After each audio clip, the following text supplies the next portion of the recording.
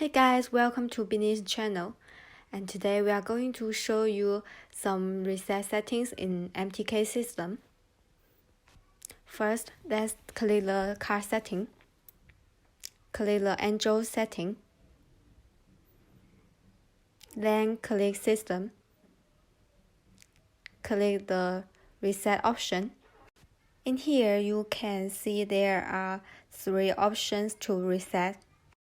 The first one is Bluetooth and Wi-Fi reset. If the Wi-Fi and Bluetooth cannot connect, you can reset the Wi-Fi and Bluetooth here.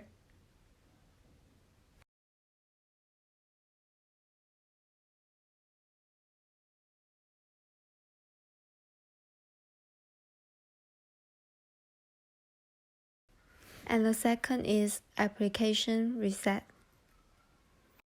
If some application cannot work well, you can reset the app here.